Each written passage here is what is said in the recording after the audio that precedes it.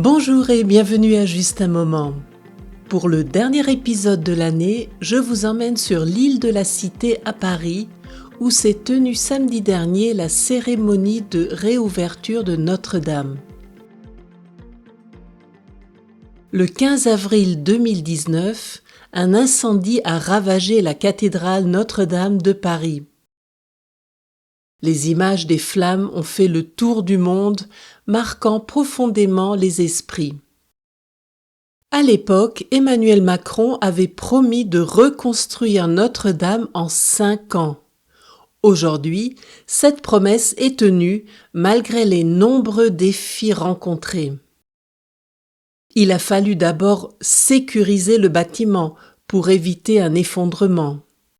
Ensuite, la reconstruction et les rénovations ont pu débuter.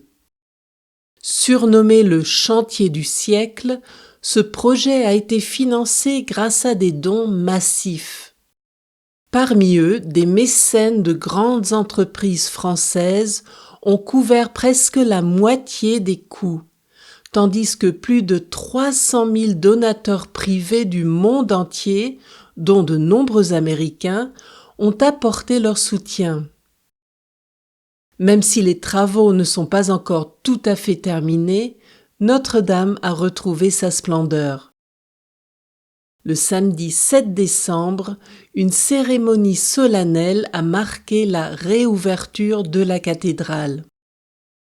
De nombreuses personnalités du monde entier, responsables religieux, hommes politiques, têtes couronnées et mécènes, étaient présentes. La cérémonie, riche en symboles, comprenait plusieurs étapes. L'archevêque de Paris a ouvert les grandes portes. Le grand orgue a été réveillé et béni, et des chants ainsi que des prières ont résonné dans la cathédrale. Cet événement lance une période de célébration qui durera jusqu'au 8 juin 2025, jour de la Pentecôte, avec des concerts hebdomadaires et d'autres manifestations. Ces 5 dernières années, plusieurs controverses ont accompagné les travaux de reconstruction. D'abord, le choix architectural a divisé.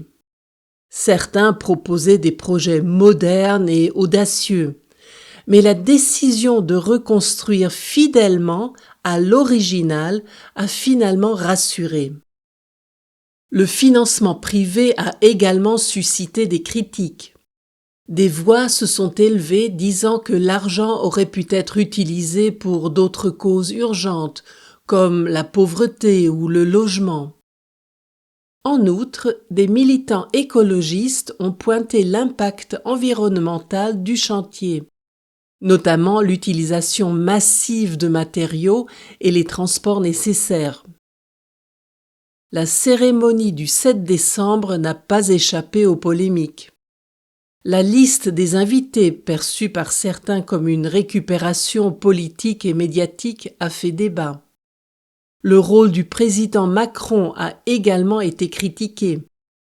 La controverse provenait principalement de l'annonce initiale selon laquelle le président pourrait prononcer un discours à l'intérieur de la cathédrale.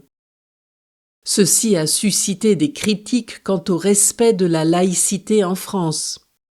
L'Élysée a alors précisé que Macron s'exprimerait sur le parvis de Notre-Dame lors d'un moment qualifié de temps laïque avant la cérémonie liturgique, afin de garantir la séparation entre l'État et l'Église.